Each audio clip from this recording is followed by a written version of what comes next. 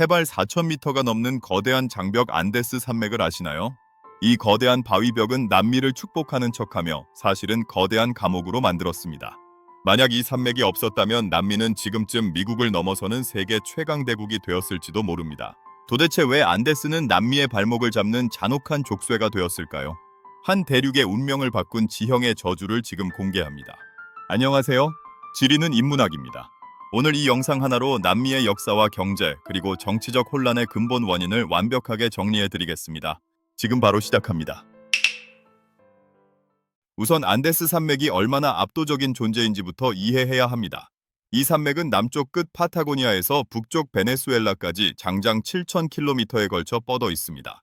세계에서 가장 긴 습곡 산맥이죠. 평균 해발 고도가 무려 4,000m에 달합니다. 해발 4,000m라고 하면 감이 잘 안 오실 수도 있는데 우리가 흔히 명산이라고 부르는 백두산보다 훨씬 높고 유럽의 자존심이라는 알프스의 최고봉과 맞먹는 높이가 끝도 없이 이어진다고 생각하시면 됩니다. 이 거대한 장벽은 남미 대륙을 동과 서로 완전히 단절시켰습니다.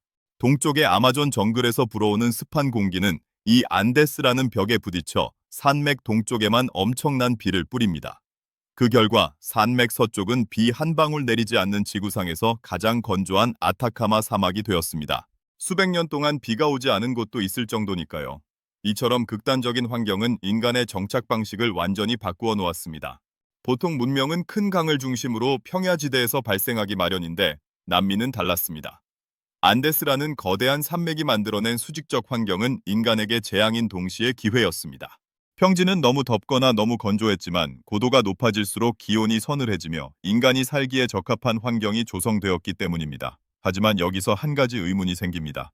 평지도 아닌 깎아지른 절벽과 산맥 위에서 어떻게 거대한 제국이 탄생할 수 있었을까요? 바퀴조차 제대로 쓸 수 없고 말이나 소 같은 대형 가축도 없던 그 시절의 말입니다. 여기서 우리는 잉카 제국이라는 경이로운 존재를 만나게 됩니다. 잉카인들은 이 잔혹한 지형을 극복하기 위해 인류 역사상 유례를 찾기 힘든 독특한 생존 전략을 세웠습니다. 그들은 산맥의 경사면을 깎아 계단식 논을 만들고 고도에 따라 각기 다른 작물을 재배하는 수직적 통제 시스템을 구축했습니다. 낮은 곳에서는 옥수수를, 높은 곳에서는 감자를 키우며 산맥 전체를 하나의 거대한 식량 저장고로 바꾼 것이죠. 그런데 말입니다. 사람들은 흔히 잉카가 찬란한 황금의 제국이었다고만 생각합니다. 하지만 잉카를 지탱했던 진짜 힘은 황금이 아니라 길에 있었습니다. 그들은 안데스의 험준한 능선을 따라 총 길이 4만 킬로미터에 달하는 카팍냔, 즉 잉카로드를 건설했습니다. 이 길은 단순한 산책로가 아니었습니다. 제국의 전령들이 소식을 전하고 군대가 이동하며 물자를 실어 나르는 거대한 신경망이었습니다. 말을 탈 수 없었기에 오직 인간의 다리와 라마의 등에 의지해 이 험난한 산길을 누볐습니다. 여러분 상상해 보세요. 해발 4,000m의 산맥 위에서 수천 킬로미터 떨어진 곳의 명령이 며칠 만에 전달되는 광경을 말이죠. 이것은 당시 유럽인들도 흉내내지 못한 고도의 행정 시스템이었습니다. 하지만 이 찬란했던 지혜와 노력은 외부에서 온 침략자들의 눈에는 그저 약탈해야 할 보물창고로만 보였을 뿐입니다. 그리고 그 탐욕은 안데스 산맥의 운명을 축복에서 저주로 바꾸는 결정적인 계기가 됩니다. 다음 파트에서는 안데스 산맥이 숨기고 있던 치명적인 보물, 은광의 발견이 어떻게 남미 대륙을 피로 물들였는지, 그리고 왜 그 풍요가 오히려 독이 되었는지에 대해 아주 구체적으로 다뤄보겠습니다. 스페인의 정복자들이 발견한 그 유명한 포토시 은광의 실체, 궁금하지 않으신가요? 스페인 정복자들이 이 거대한 산맥에서 무엇을 보았는지 본격적으로 이야기해 보겠습니다. 그들은 안데스를 신성한 땅이나 삶의 터전으로 보지 않았습니다. 그들의 눈에 비친 안데스는 그저 거대한 은덩어리 그 자체였습니다. 특히 해발 4,000m가 넘는 고산지대에 위치한 포토시라는 도시는 인류 역사상 가장 화려하면서도 동시에 가장 잔인한 장소로 변해버립니다. 이곳에는 세로 리코, 즉 부유한 산이라 불리는 봉우리가 하나 있었는데 이 산 하나에서 전 세계 은의 절반 이상이 쏟아져 나왔습니다. 16세기 중반 포토시는 런던이나 파리보다 더 거대한 도시로 성장했고 세상의 모든 부가 이곳으로 모여드는 것 같았습니다. 하지만 그 화려한 은빛 광채 아래에는 얼마나 많은 원주민의 눈물과 피가 섞여 있었을까요? 안데스의 희박한 공기와 영하를 넘나드는 추위 속에서 원주민들은 강제로 광산에 투입되었습니다. 당시 스페인인들은 미타라는 원주민 노동력 징발 제도를 악용해 수많은 사람을 지하 깊숙한 막장으로 몰아넣었습니다. 한번 광산에 들어가면 몇 주 동안 햇빛을 보지 못하는 것은 예사였고 독성이 강한 수은을 이용해 은을 정제하는 과정에서 수많은 이들이 중독되어 쓰러져 갔습니다. 그래서 원주민들은 이 세로리코를 사람을 잡아먹는 산이라고 불렀습니다. 안데스가 준 풍요는 정작 그 땅의 주인들에게는 지옥의 입구였던 셈입니다. 더욱 비극적인 것은 이렇게 생산된 은이 남미의 경제를 발전시키는 밑거름이 되지 못했다는 사실입니다. 안데스의 은은 대서양을 건너 스페인 왕실의 전쟁 비용으로 쓰이거나 유럽의 물가를 뒤흔드는 데 사용되었을 뿐입니다. 이것이 바로 오늘날까지 남미를 괴롭히는 자원의 저주라는 굴레의 시작이었습니다. 한 나라의 경제가 국민의 창의성이나 산업 발전이 아니라 산에서 캐내는 천연 자원에만 의도적으로 의존하게 될 때 그 사회의 구조가 얼마나 취약해지는지를 안데스는 역사를 통해 증명하고 있습니다. 자, 그런데 안데스 산맥이 가로막은 것은 비단 자원의 흐름뿐만이 아니었습니다. 19세기 초 남미 대륙에 해방의 불길이 타오를 때 안데스는 다시 한번 잔인한 얼굴을 드러냅니다. 남미의 해방자라 불리는 시몬 볼리바르를 아시나요? 그는 북미의 미국처럼 남미도 하나로 뭉쳐 거대한 연방 국가인 그란 콜롬비아를 만들어야 한다고 믿었습니다.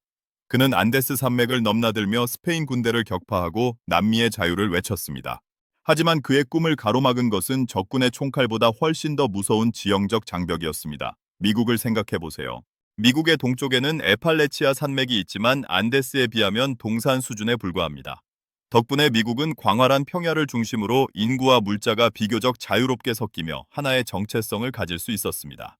하지만 남미는 달랐습니다. 안데스의 험준한 봉우리들은 각 지역을 철저하게 고립시켰습니다. 콜롬비아의 보고타, 에콰도르의 키토, 페루의 리마는 모두 안데스의 좁고 깊은 골짜기나 고원지대에 갇혀 있었고 이 도시들 사이를 오가는 것 자체가 목숨을 건 고행이었습니다. 이러한 지리적 단절은 결국 정치적 분열로 이어졌습니다. 각 골짜기를 지배하는 지역 유력자들, 즉 카우디오라 불리는 군사 지도자들이 등장하면서 볼리바르가 꿈꿨던 통합의 이상은 산산조각이 나버렸습니다.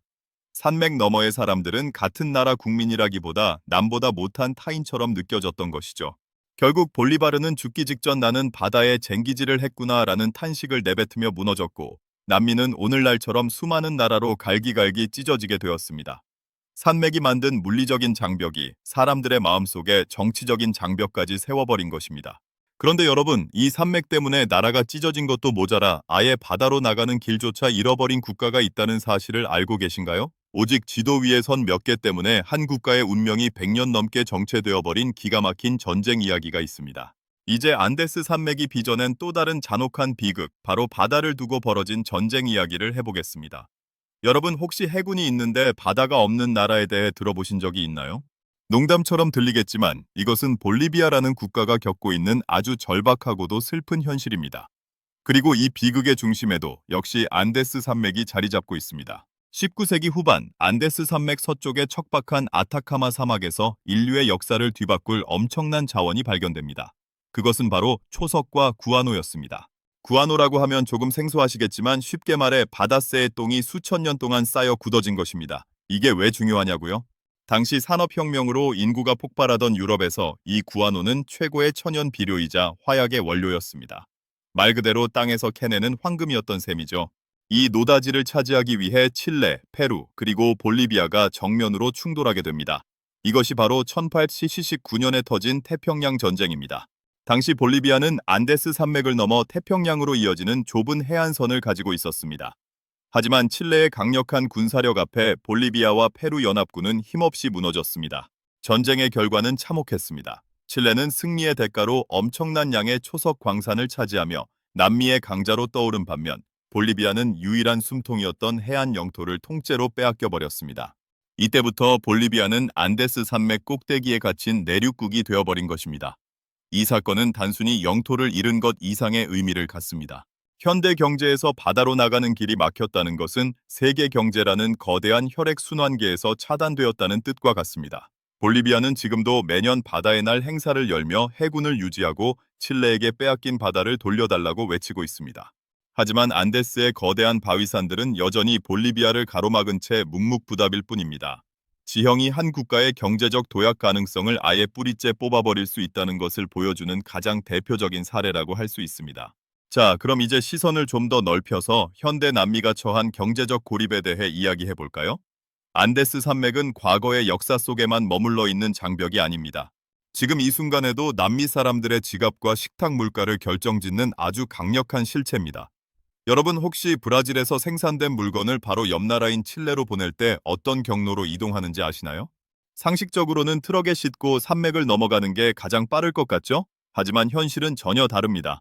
거대한 안데스 산맥을 넘는 도로는 너무나 험난하고 위험해서 물류 비용이 상상을 초월합니다. 트럭 한 대가 산맥을 넘는 것보다 차라리 배에 실어서 대륙 남단 마젤란 해협을 삥 돌아가거나 파나마 운하까지 올라갔다 내려오는 게 더 저렴할 때가 많습니다. 산맥 하나가 대륙 전체의 물류 시스템을 마비시키고 있는 셈입니다. 이로 인해 남미 국가들은 서로 이웃하고 있음에도 불구하고 경제적 통합을 이루지 못한 채 각자 도생의 길을 걷고 있습니다. 유럽이 연합을 만들어 거대한 경제권을 형성한 것과는 대조적인 모습이죠. 그런데 여기서 한 가지 재미있는 질문을 던져보겠습니다. 과연 안데스 산맥은 영원히 극복할 수 없는 저주이기만 할까요? 인간은 늘 지형의 한계를 이겨내며 발전해왔습니다. 최근에는 이 험난한 안데스를 뚫고 대서양과 태평양을 잇는 거대한 철도 프로젝트, 이른바 남미판 대륙 횡단 철도 논의가 활발하게 진행되고 있습니다. 하지만 이 프로젝트 앞에는 기술적 난제보다 더 무서운 지형의 압박이 기다리고 있습니다. 해발 고도 4,000m를 오르내리는 철도를 건설하는 비용을 과연 남미의 경제력이 감당할 수 있을까요? 그리고 그 길을 통해 얻는 이익은 누구의 주머니로 들어갈까요? 이제 우리는 안데스가 남긴 마지막 숙제에 직면하게 됩니다. 지형은 분명 인간의 삶을 규정하지만 그 지형을 어떻게 해석하고 이용하느냐는 결국 인간의 몫이기 때문입니다. 안데스 산맥이 만든 이 잔혹한 격차와 분열의 역사를 남미는 과연 어떻게 써내려가게 될까요? 다음 파트에서는 이 모든 이야기를 종합하여 안데스 산맥이 오늘날 우리에게 주는 인문학적 교훈은 무엇인지, 그리고 남미의 사례를 통해 우리가 배워야 할 지정학적 통찰은 무엇인지 마지막으로 정리해 보겠습니다. 끝까지 함께 해주시면 남미를 바라보는 여러분의 시야가 완전히 달라질 것을 약속드립니다. 자, 그럼 이제 안데스 산맥이 남긴 마지막 숙제에 대해 아주 깊이 있게 들여다볼 시간입니다. 단순히 산이 높아서 힘들다는 수준을 넘어 이 지형이 사람들의 생각과 국가의 시스템을 어떻게 근본적으로 개조해 버렸는지에 대한 이야기입니다. 여러분 혹시 지리적 결정론이라는 말을 들어보셨나요? 인류의 운명은 그들이 발을 딛고 있는 땅의 모양에 의해 이미 정해져 있다는 이론입니다. 남미의 역사를 보고 있으면 이 말이 정말 무섭도록 들어맞는다는 사실을 부정하기 어렵습니다. 보통 사람들은 비행기가 다니고 인터넷이 발달한 현대 사회에서 산맥이 무슨 큰 장애물이 되겠느냐고 묻습니다. 하지만 이것은 아주 큰 오해입니다. 비행기는 사람과 급한 서류를 옮길 수는 있지만 한 국가의 경제를 지탱하는 수만 톤의 철강, 곡물, 기계 장치를 옮기기에는 턱없이 부족한 수단입니다. 결국 물류의 핵심은 배나 기차인데 안데스 산맥은 이 두 가지를 모두 거부합니다. 유럽의 라인강이나 미국의 미시시피강처럼 대륙 안쪽 깊숙한 곳까지 배가 들어갈 수 있는 거대한 수로가 남미에는 거의 없습니다. 아마존강이 있지 않냐고요? 맞습니다. 하지만 아마존은 사람이 살기 힘든 거대한 정글 한가운데를 흐릅니다. 정작 문명이 발달한 고산지대와 해안가는 안데스라는 벽에 가로막혀 고립되어 있습니다. 이런 상황에서 물건을 하나 옮기려고 하면 어떤 일이 벌어질까요? 브라질 산파울루에서 만든 티셔츠를 칠레 산티아고로 보낸다고 가정해 보겠습니다. 직선 거리는 가깝지만 트럭은 해발 4,000m가 넘는 험준한 고갯길을 넘어야 합니다. 공기는 희박하고 엔진의 출력은 떨어지며 브레이크는 과열됩니다. 까딱하면 천길 낭떠러지로 떨어지는 이 길을 지나가는 비용은 지구 반대편 중국에서 배로 물건을 떼어오는 비용보다 비쌉니다. 이것이 바로 남미 국가들이 바로 옆에 이웃을 두고도 멀리 있는 미국이나 유럽, 중국과 더 활발하게 교류하는 진짜 이유입니다. 지리가 경제적 통합을 원천적으로 차단하고 있는 것입니다. 또한 안데스 산맥은 사람들의 심리에도 깊은 골을 만들었습니다. 같은 스페인어를 쓰고 같은 종교를 믿지만 산맥으로 단절된 각 지역의 사람들은 서로를 우리라고 느끼지 못합니다. 에콰도르의 산악지대 사람들과 해안지대 사람들은 말투부터 성격, 선호하는 음식까지 완전히 다릅니다. 이들은 한 나라 안에서도 끊임없이 대립하며 정치적 불안정을 야기합니다. 산맥이 국가라는 공동체의 결속력을 안에서부터 갉아먹고 있는 셈입니다. 그렇다면 남미는 영원히 이 지형의 저주에서 벗어날 수 없는 걸까요? 물론 희망은 있습니다. 최근에는 이 험난한 지형을 극복하기 위해 거대한 터널을 뚫어 철도를 놓는 바이오세아니코 프로젝트 같은 대규모 국책 사업들이 논의되고 있습니다. 대서양과 태평양을 잇는 이른바 남미의 파나마 운하를 육지에 만들겠다는 야심찬 계획입니다. 만약 이 프로젝트가 성공한다면 안데스는 더 이상 장벽이 아니라 대륙을 잇는 가교가 될 것입니다. 하지만 여기에는 막대한 자본과 고도의 기술력, 그리고 무엇보다 남미 국가들 간의 굳건한 신뢰가 필요합니다. 과연 이들이 지형이 만든 분열의 역사를 극복하고 손을 잡을 수 있을지가 향후 100년 남미의 운명을 결정지을 것입니다. 이제 긴 여정을 마무리할 시간입니다. 오늘 우리는 안데스 산맥이라는 거대한 장벽이 어떻게 잉카라는 기적 같은 문명을 탄생시켰고 동시에 스페인의 잔혹한 수탈로 이어졌는지 살펴보았습니다. 또한 시몬 볼리바르의 통합 꿈을 좌절시키고 오늘날까지 남미를 경제적 고립과 분열로 몰아넣은 지형의 위력을 실감했습니다. 오늘의 내용을 세 줄로 요약하자면 이렇습니다. 첫째, 안데스 산맥은 인류 역사상 유례없는 수직적 문명을 탄생시켰지만 동시에 물리적 단절이라는 치명적인 약점을 안겨주었습니다. 둘째, 은과 초석 같은 안데스의 풍요로운 자원은 오히려 외세의 침략과 자원의 저주를 불러와 남미의 자립을 방해했습니다. 셋째, 지형적 한계로 인한 물류와 심리의 단절은 현대 남미가 해결해야 할 가장 거대한 숙제입니다. 여러분, 이제 지도를 볼 때 단순히 산과 바다로만 보이지 않으실 겁니다. 그 굴곡진 선 하나하나가 수많은 사람의 생존 투쟁과 눈물이 담긴 역사의 기록이라는 사실을 기억해 주세요. 오늘 영상이 유익하셨다면 주변에 남미의 진실을 알고 싶어 하는 분들에게 공유해 주시고, 여러분은 안데스의 지형이 남미의 미래에 어떤 영향을 줄 것이라고 생각하시는지 댓글로 자유롭게 의견을 남겨주세요. 여러분의 작은 관심과 생각의 공유가 인문학적 통찰을 넓히는 큰 힘이 됩니다. 지리는 인문학은 앞으로도 세상의 모든 경계선 뒤에 숨겨진 흥미진진한 이야기로 여러분을 찾아오겠습니다. 다음 영상에서는 아마존 정글의 깊숙한 곳, 인류 최후의 개척지라 불리는 그 땅이 품고 있는 또 다른 거대한 서사를 다뤄보겠습니다. 안데스 산맥을 넘어 아마존으로 떠나는 다음 여정도 절대 놓치지 마세요. 오늘 끝까지 시청해주셔서 진심으로 감사합니다.